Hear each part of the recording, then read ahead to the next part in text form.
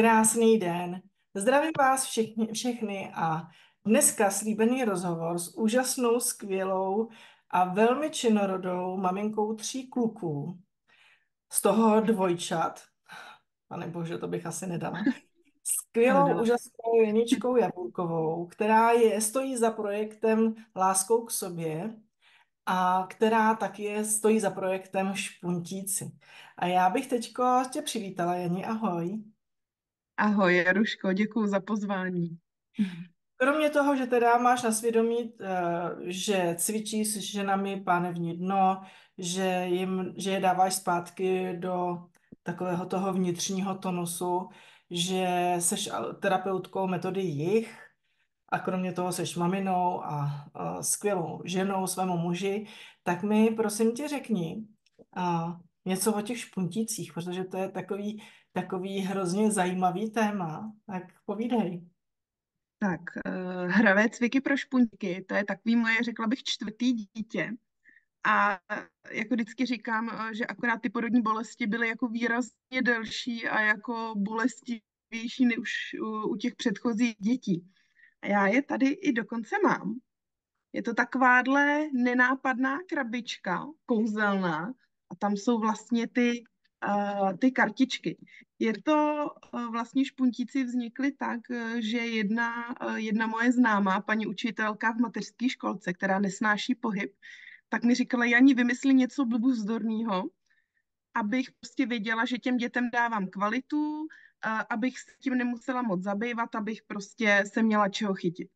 No a tak jsem začala nějakýma bodama, kdy jsem si to sepisovala a ono to jako rostlo a najednou to byla taková obluda a po nějaké době, ono to teď vypadá, že to bylo v takovémhle krátkém horizontu, ale jako Jaruška, myslím, že hodně ví, pamatuje si, jak to někdy bylo, jak to někdy bylo náročný, ale jsou na světě a je to vlastně tak, jak se starám o ty ženy, tak všechny ty ženy, nebo drtivá většina z nich, má děti. A všechny ty naše hovory, kdy já se starám o ně, tak se stáčí k těm jejich dětem. Takže mi to vlastně přišlo, ty 2 impulzy, aby se ten kruh tak nějak jako zavřel. Aby byla péče o ty ženy, ty ženy posílaly pak své maminky nebo svoje kamarádky a takhle se vlastně těma špuntíkama, dá se říct, řeší i ty děti. Mhm. A tohle to je vlastně něco, co se dá asi u tebe koupit někde, že jo? Ano, přesně tak. Špuntíky mám na svém e-shopu hravecviky.cz a na tom e-shopu vlastně organizuju i různý workshopy. Jo, Mhm.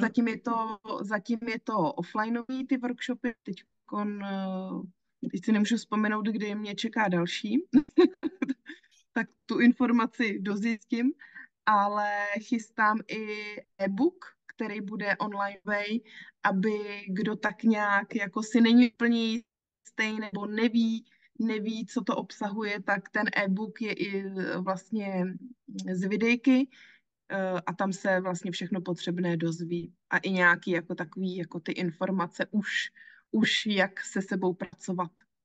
Super.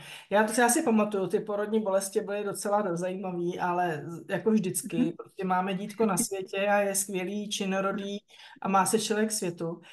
A ty děcka, který vlastně tohle to cvičí, tak jaký vlastně z toho je výstup, nebo co jim to přináší? Můžeš to trošku shrnout? Určitě. Vlastně v té krabičce je 5 kategorií, kde, když to vezmu tak na takový tý fyzický úrovni, kdy se ty děti vylítají, potom mají tam nějaký zvířecí rozcvičky, a pak tam jsou různé pomůckové hry, oromotorické, jsou takové jako ksichtíky. A na závěr jsou relaxace. A mm, vlastně v přiloženém manuálu tam jsou takový nějaký jako základy toho zdravého pohybu, takový ty základní principy, ale vlastně to všechno je v podstatě položený na jako jedinečné platformě a to je prostě metoda jich, protože vlastně tam už je přednastavený, že jakmile to dítě to začne cvičit, nebo ten rodič, protože ono v podstatě jsou to sice roztomilý obrázky, ale může to cvičit i dospělý člověk, tak už je to nastavený tak, aby se ten člověk jako vracel do toho svýho, do takový tý, my tomu říkáme boží podstata, do té své energie. Takže vlastně jakmile to dítě nebo ten dospělý cvičí, tak to není drill, není to prostě ale je to prostě opravdu hra. Je to hra. Mhm. Janičko, já taky o tobě vím, ale že ten, kdo si tě lehne pod ruce, takže zažívá fakt jako zajímavé věci, protože se mu neskutečně ulevuje. Ke mně se donáší různý takový ty vzdychy já jsem byla u Janíčky a bylo to naprosto boží. Takže ty máš někde svoje působiště. A kde to je, prosím tě? To mi dělá strašnou radost. Já pracuji vlastně na Praze 7, v sedmičce v pohybu. A je to vlastně nejstarší fitness v České republice. Je to neuvěřitelný.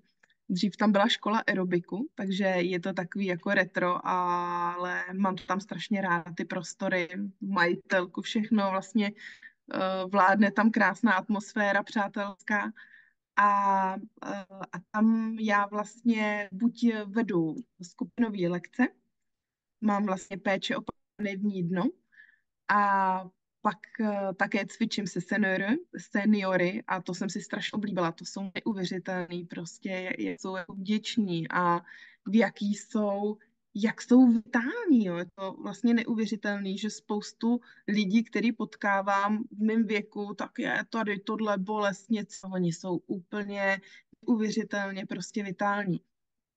A pak ještě takovou masérničku, kde právě dělám hlavně individuální lekce a je to vlastně masíruju nebo cvičíme.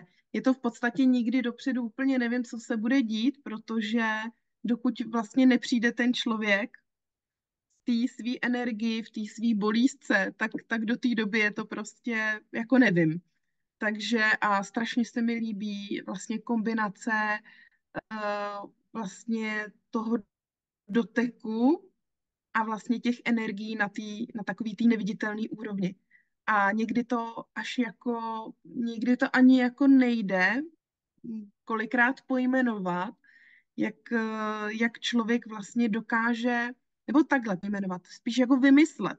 Jo, že já prostě tím, že dělám, co dělám, on se tomu říká pohybový specialista, tak mě to vlastně jsou nějaká pravidla. Něco se nějak dělá, protože něco.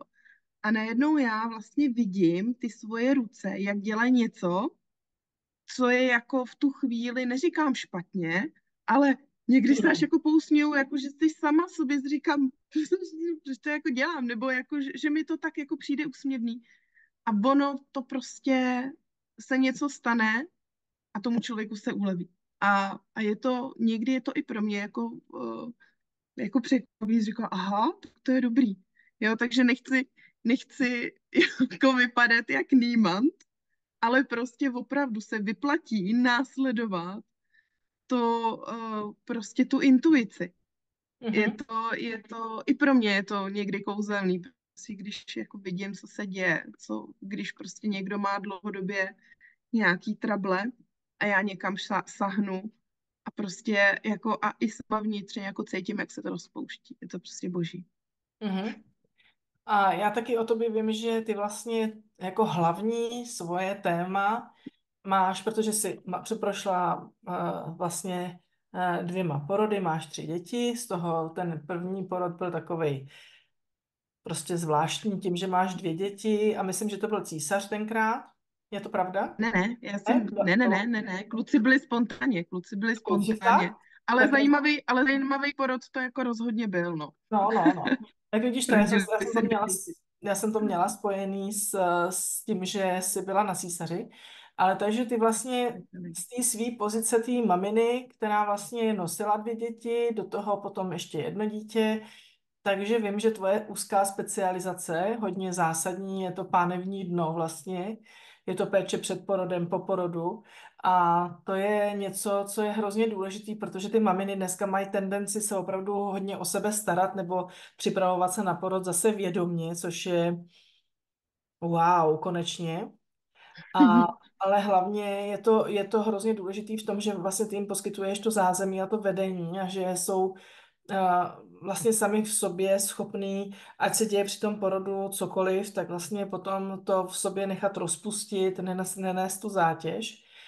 Ale taky vím, že tam chybělo něco, co si vlastně neměla možná kde brát a že teda ještě ke všemu vlastně máš takový ty předporodní a poporodní šátky na zpevňování toho bříška. A vím, že když vlastně si to začala distribuovat, že jsi z toho byla úplně nadšená, jak jsi si poňuňávala ty látky a všechno. Takže zkus říct něco o tomhle. Jo. No, ty šátky, to je taky taková moje láska. A je to vlastně hrozně legrační, protože já sama v podstatě nevlastním doma ani jehlu, ani nit, jo. Já miluju látky, ale šití je mi jako dost vzdálený. Ale mám jednu úžasnou švadlenku, s kterou jsme neuvěřitelně sedli, že já jsem řekla, potřebuju to takhle, takhle, takhle. A ona prostě přesně věděla, jo. Takže za tu jsem strašně vděčná, bez té bych to nedokázala. Ale ty šátky jsou skvělý, protože vlastně pro ty těhotné ženy, který taky jde o nějaký ten postoj, jak roste to bříško, tak se prohýbají v bedrech, všechno to bolí, váha vlastně stoupá, všechno, tak ten šátek je dokonalý jako podpora toho břicha, protože vlastně my už děláme úvazy, který vlastně to bříško jakoby sníží ty tahy toho břicha. Takže to břicho si jako vlastně v tom šátku hoví. Jo, tím pádem i to mimčo. A opravdu měla jsem nedávno paní, která měla hodně veliký bříško, byla hodně drobná, to bříško bylo neuvěřitelně povolený a ona už vlastně měla rodit, už přecházela skoro týden. A ona přišla, ještě to byla Brazilka, neměla anglicky, takže to bylo prostě, tak jsme se na nějak ruce nohy domluvali, ale prostě navázala jsem jí, to nepotřebuje žádný jazyk. A vlastně si mi to bříško, to miminko, jako zacentrovala jako do té pánve, aby tam bylo jako v té hezké pozici. No a pak mi volali z Bulovky, že ji tam měli prostě za 1,5 hodiny, že se prostě rozrodila, prostě porodila krásnou holčičku. Jo. Takže jako samozřejmě těch věcí je spousta, který k tomu porodu vedly, ale nikdo mi nesebere, protože vím, že přesně to mimčo se dostalo tam, kam mělo, díky vlastně té podpoře toho šátku, takže to bylo prostě skvělý. A vlastně boží na těch šátcích že, že oni ho ty maminky použijou takhle v tom těhotenství a pak vlastně i po porodu. Jo, že vlastně se pak zpátky vrací ta pánev, tak nějak je to takový rozkvrdlaný, protože najednou bylo tam miminko, najednou tam mimino není, orgány se tak nějak vracejí zpátky, celé to tělo je takový rozpačitý a vlastně díky navázání toho šátku se to tak jako zase zastabilizuje. A i se ukázalo, že po císařském řezu je taky výborný, protože ta maminka, většinou potom císaři jsou jako v předklonu a nemůžou se narovnat ty holky. No a Jenom po vlastně na císařském Bulovce. řezu. No jako hlavně po císaři, ale jako i po tom spontánním porodu. Ale opravdu. Myslím tak, že by si to měla rozšířit i pro ženský, co podstoupí třeba operaci Ano, slepáku a tak, ano, protože to je ano, vlastně ano. stejná energie.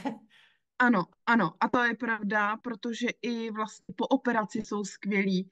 Třeba když někoho bolejí záda, jo, teďko mě třeba bolejí záda, jo, jako je mýtus, že pohybového specialistu nebo fyzioterapeuta bolí záda.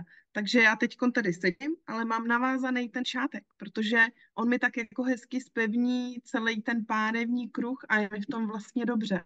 Mhm. Takže, nebo ženy, když menstruujou, tak si taky moc pochvalujou. Takže si říkám, že to může být taková jako generační záležitost, že se to prostě předá dceři a Mhm.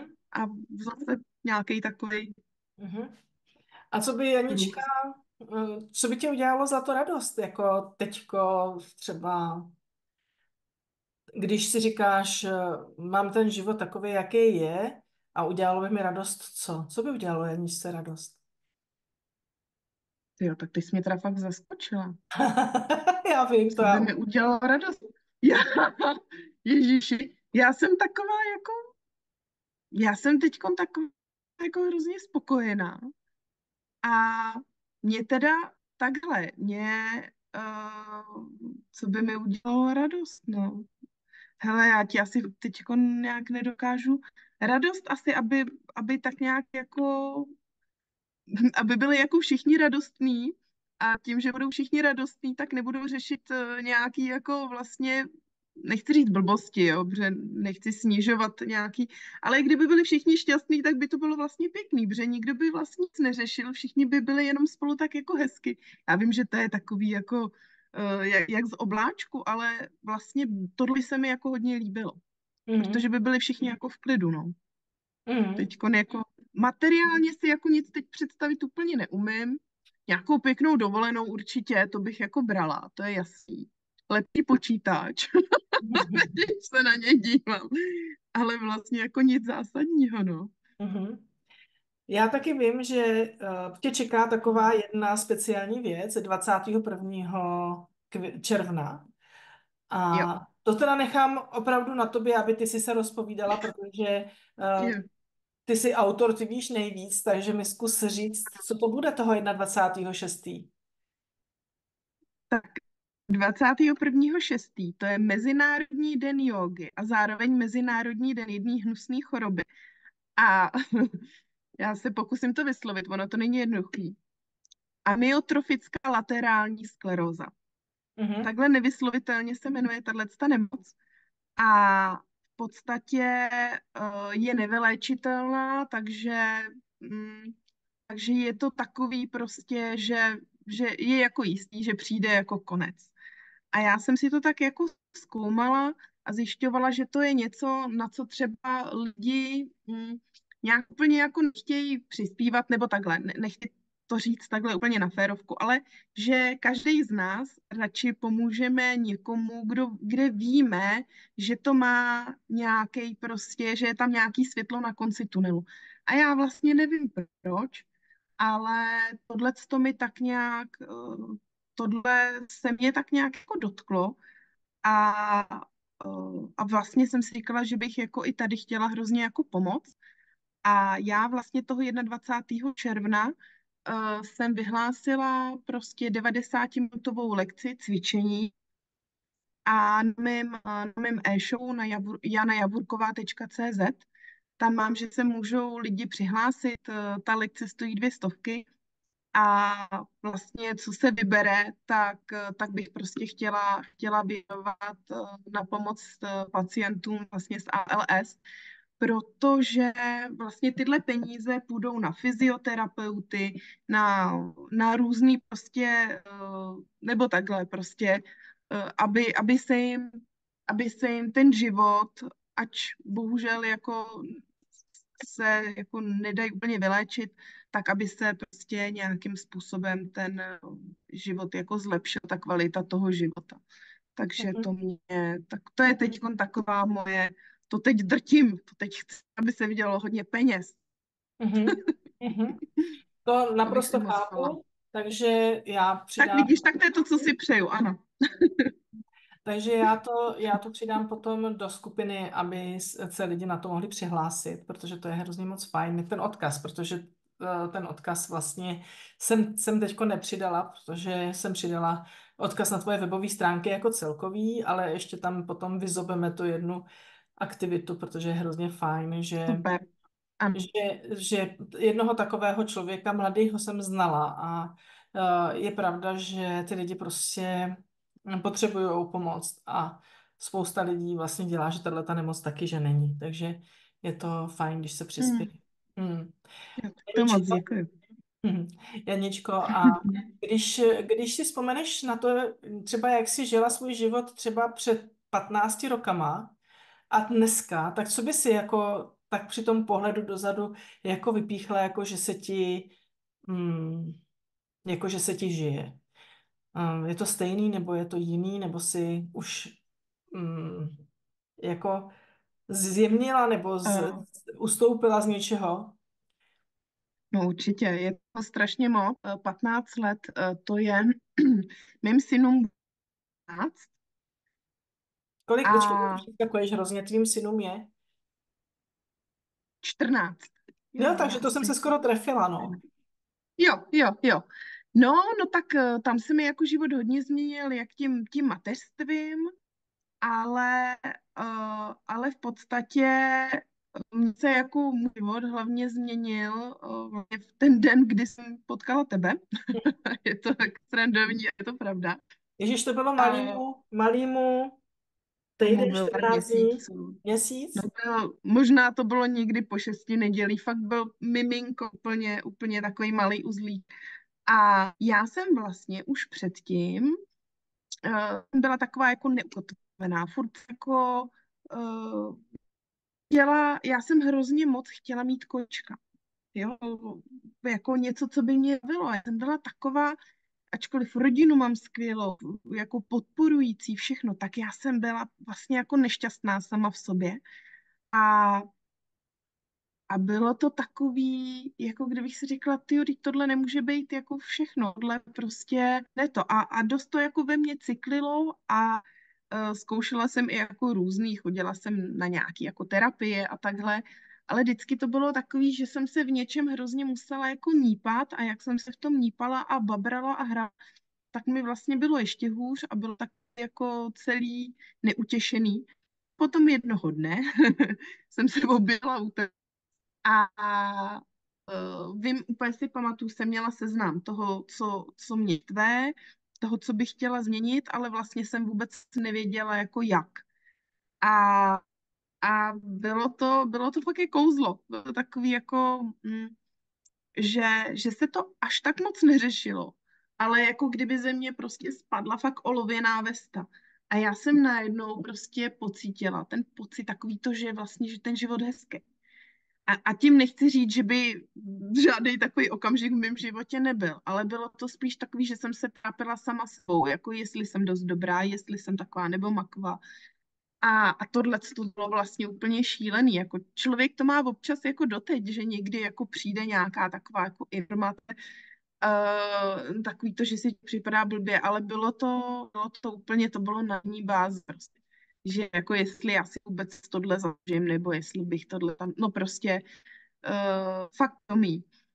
A, a vlastně ani jsem nedělala, co mě baví, jako zaměstnání, prostě všechno bylo jako blbě. A vlastně díky tomu našemu setkání, prostě jak říkám, olověná vesta spadla a já jsem tak nějak šla vstříc tomu životu. Pak vlastně byli terapeuti, tak tam to bylo taky takový, že jo, tak tam se hodně jako pracovalo, tam to bylo taky jako v rohu k rohu, ale už se to tak nějak jako kultivovalo, už se to nějak dávalo jako dokupy. A já už jsem si začala ke konci vlastně terapeutů aspoň jako představovat, co bych jako já, jako sama za sebe mohla dělat. A vlastně byl pro mě nějaký skrytý jako sen, který jsem ani vlastně nevyřkla. To, co dělám vlastně teď. Teď to prostě děje a je to takovej můj malý velký zázrak. Já Že, si že pamatuju, já si pamatuju na okamžik, Jeni, kdy to byli ještě terapeuti, kdy jsi přišla úplně nadšená, že jsi potkala tu učitelku pánevního dne Dinah Rodriguez. Dinah a Rodriguez. že jsi ji Hormonální potkala yoga. úplně čirou náhodou v Praze někde v nějaký Várně. kavárně a že jsi z toho byla úplně prostě nebe se otevřelo, Ano, sestoupil ano. Bůh a já jsem se potkala s Jo, touhletou úžasnou ženou ano. a to bylo vlastně začátek té tvé cesty k tomu pánevnímu dnu, že já si pamatuju, že tohle to bylo přesně ten okamžik, kdy se to prostě prolomilo a kdy jsi prostě do toho vlezla úplně na plný pecky.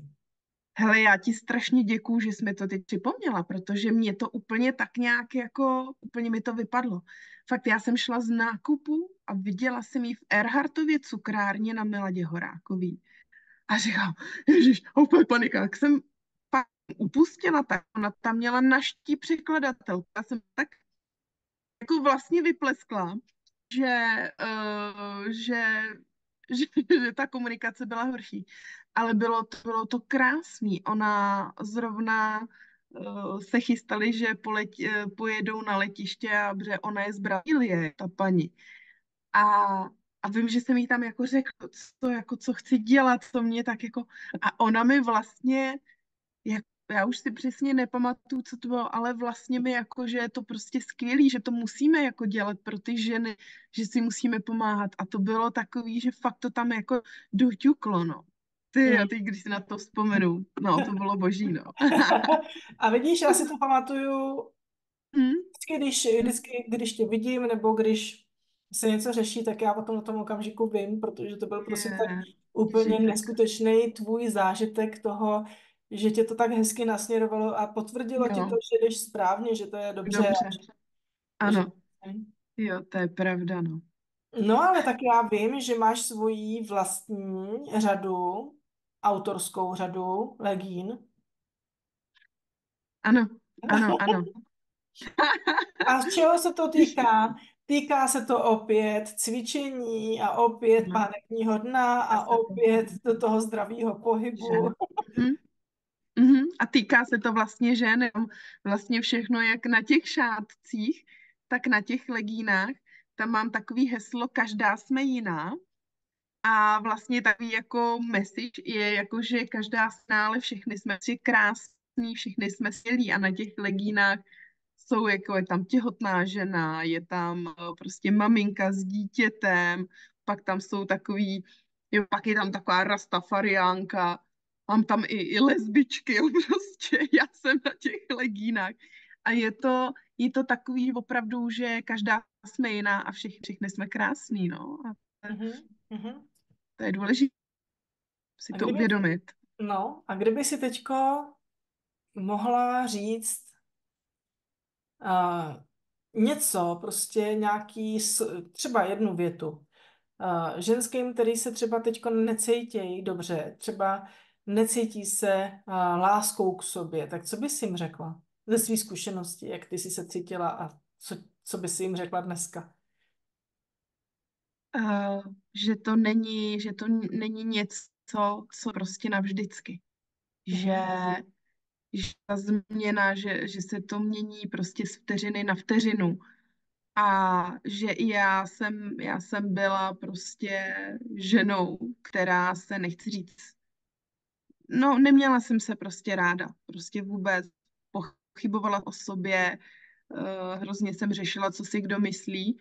A A prostě vím, že i tohleto se dá jako změnit, jako lusknutím prstu, nebo ne, že úplně jako, že se z vás stane kdo jiný, ale ten impuls prostě má takovou sílu, že pak už jenom vlastně krůček po krůčku, jak to bylo u mě, že pak jsem šla za tím svým vysněným a vlastně všechno mi, jako jasně, byly nějaký úskalí, ale málo, vlastně všechno mi docela šlo jako na ruku, i když jsem se místy hroutila z nějakých jako věcí, ale to si myslím, že je jako přirozený na nějaký jako takový jako cestě rozpoznat to, co chci a to, co nechci.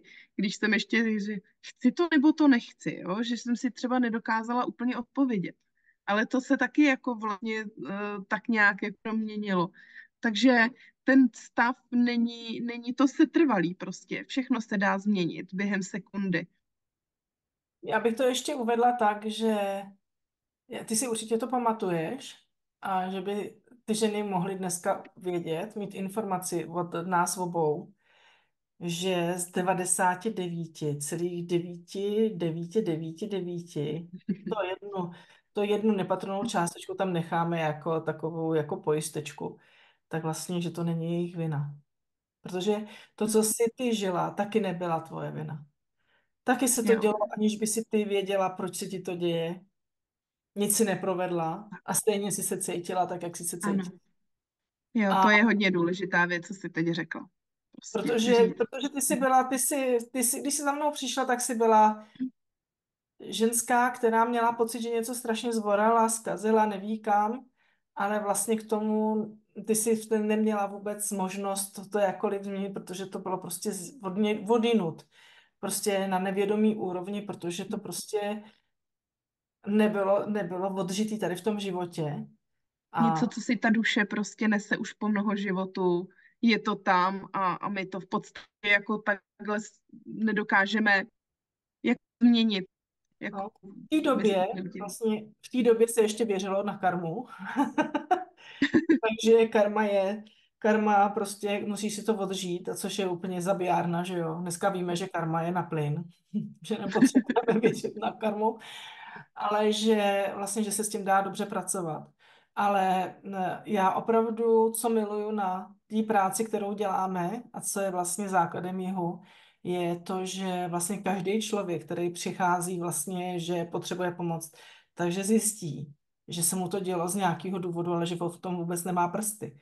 Že Mhm. vlastně nic neskazil, nic nezničil, že všecko, co vlastně, co má za sebou, tak je z nějakého důvodu žitý, protože to tam prostě je napsaný v tom systému, ale že se s tím dá pracovat, dá se to sundat, ukončit, srovnat, nastavit jinou energií a že to vlastně potom už ta úleva, to je přesně ta obrněná kazajka, která z tebe spadla, že vlastně, že už nejdeš proti něčemu, co vůbec nevíš, že existuje a že, co tě svazuje a co tě ničí, že jo. Takže to já vidím jako absolutně, a to vlastně ty používáš dneska, když děláš všechny svoje aktivity a Mhm. všechny ty věci, protože ty zbavuješ těch ženských toho, aby to otáčeli proti sobě, protože tomu není důvod. Všechno je Mhm. vlastně v podstatě o energiích a o tom, že se to žije z nějakého důvodu, ale dá se do toho vstoupit. Dneska už je to prostě relativně strašně rychlej proces. No, takže to máme Tak. takhle společný. Ale Janičko, ještě mi řekni, prosím tě, uh, ty máš ty lekce, které děláš pro ty maminy a pro ty ženský, co si chtějí dát dohromady, prostě to svoje vnitřní bytí, takový, aby prostě netrpěli tak strašně a aby se to dalo všechno přežít. Tak mi řekni, ty tvoje cvičení, ty je děláš jenom odpoledne, večer, nebo jak to vlastně máš naplánovaný? No, tak já svoje jako skupinovky, to cvičím ve středu, od 6 do půl 8 a od půl 8 do 9 vlastně, no minus 10 minut. To jsou vlastně takový skoro hoďka pokoje, protože vlastně na konci ještě relaxujeme, takže to je taky takový jako celá důležitá věc, kdy ty ženy vlastně se tam úplně tak jako to cvičení, tu celou lekci vlastně se jako tak jako hezky rozpustěj a pak se zase aktuálně, tak není to takový, někdy se mi nechtějí jako vstát, no, to jako, to tam řešíme, že někdy se jim nechce, ale tak to je taková sranda. Takže to mám tohle a potom vlastně cvičím individuální lekce. A ještě mám vlastně online, teď se to jmenuje Sexy na jaře, protože ten online vzniknul vlastně před létem, minulý rok, nebo možná už předminulej. A já jsem to nazvala prostě sexy doplavek. Jo, a takhle jsme začali nějak cvičit a potom pak bylo jako zase něco, protože to bylo jako si na Vánoce, pak sexy na Velikonoce, protože já říkám, jak to mám pojmenovat a holky, co jsou v té skupině, no přece jako tézný. Takže tohle se táhne, možná už druhým rokem, nebo to si nepamatuju, ale to cvičíme vlastně každou středu od 9 do 9:30. To je taková půlhodinka, aby to nebylo časově náročné. A vlastně teď už je možná kolem 50 videí už v té skupince, takže kdo jako přichází, tak si může cvičit i ty staré lekce, všechno tam nechávám, prostě přijde mi to líto to dát pryč, když si tam lidi můžou cvičit klidně každý den, takže to je online, to je taková moje srdcovka a je cvičím individuálně vlastně s klientama buď online, nebo naživo. Mhm. No, úžasný. A Janička, co se chystá teďko Janička na léto, kromě toho 21.6., tak jedeš na dovolenou nebo budeš někde na chatičce, nebo jak to? No, takže my budeme na na chatě, protože prvních 14 dní v červenci mi odjíždí vlastně všichni synové jedou na tábor, takže to něco chceme plánovat, ale zatím ještě asi možná nějaký last minute, to mi vždycky tak jako taková rychlá akce něco vymyslím. Pak chatička, pak vlastně jedu říček, že jo, na setkání terapeutů, to se vlastně setkáme kolikrát, 4krát do roka. Třikrát, třikrát. Kolikrát to je? 3krát, já to pletu. No, takže to se strašně těším, to budou prostě krásný dny. A jinak nic moc neplánuju, uvidíme, co bude. Prostě my tak vždycky jako ze dne na den něco vymyslíme a to tak se necháme překvapit. Mhm. Takže, Janičko, já ti moc děkuji za tvoje povídání. Myslím si, že to hrozně moc inspirativní, vůbec jako tvůj směr a to, jak pracuješ se ženami, protože je to moc hezká věc a každá ženská, my všichni jsme takový hodně empatičtí jedinci a bereme si všechno osobně a je strašně důležité, když to někde je možný pustit a když někde prostě je možný se nechávat opečovávat. Já ti moc děkuji za tvoji návštěvu. Přeju ti krásný čas, hrozně moc úspěšných akcí a nadšených žen ve tvém okolí. A ať se ti daří. Miluju tě, zlato. No, já taky moc děkuji, Jarušu. Děkuju, miluju tě. Mějte se krásně. Naschle.